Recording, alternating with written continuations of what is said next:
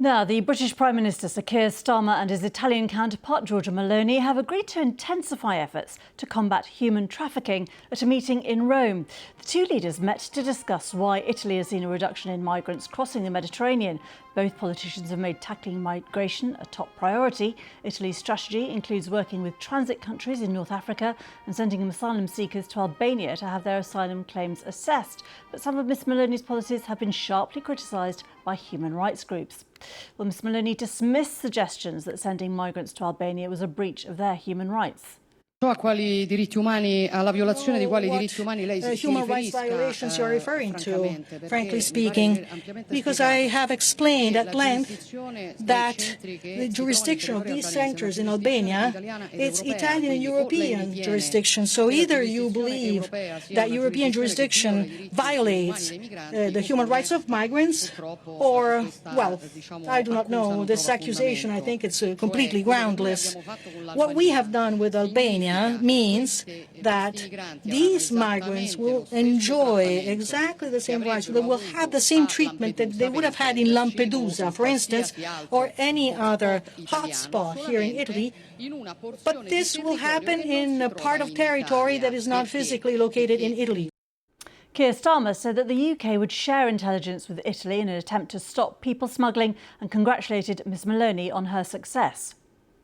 You've made remarkable progress working with countries along migration routes as equals to address the drivers of migration at source and to tackle the gangs. And as a result, irregular arrivals to Italy by sea are down 60% since 2022. So I'm pleased that we're deepening our cooperation here, led on the UK side by our new border security commander, who has been with me today here in Italy at the coordination centre this morning, to share intelligence, share tactics, shut down smuggler routes and smash the gangs. Let's go live to Rome and our Southern Europe correspondent Mark Lone. Mark, did anything new come out of the news conference that we saw in the last couple of hours? Because the idea of going back to the sources and the trafficking routes of migrants is not a new idea in itself, but we have seen a big change in the numbers in Italy in recent months.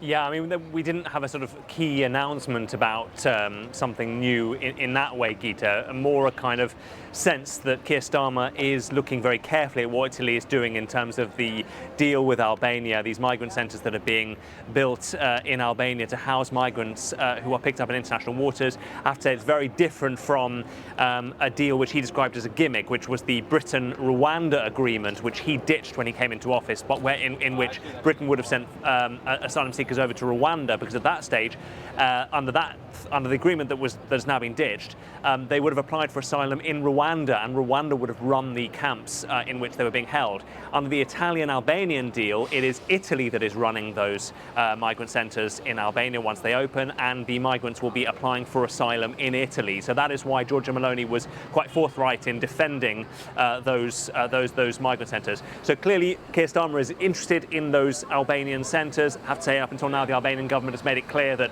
this is a deal just with Italy, which is Albania's closest ally in Europe. And then also that they will be, the two governments will be cooperating more closely in terms of sharing intelligence and law enforcement information to try to crack the smuggling gangs. Keir Starmer was clear in his praise for Italy in terms of the work that it is doing, in his words, upstream with countries from where the migrants were coming from Tunisia and Libya.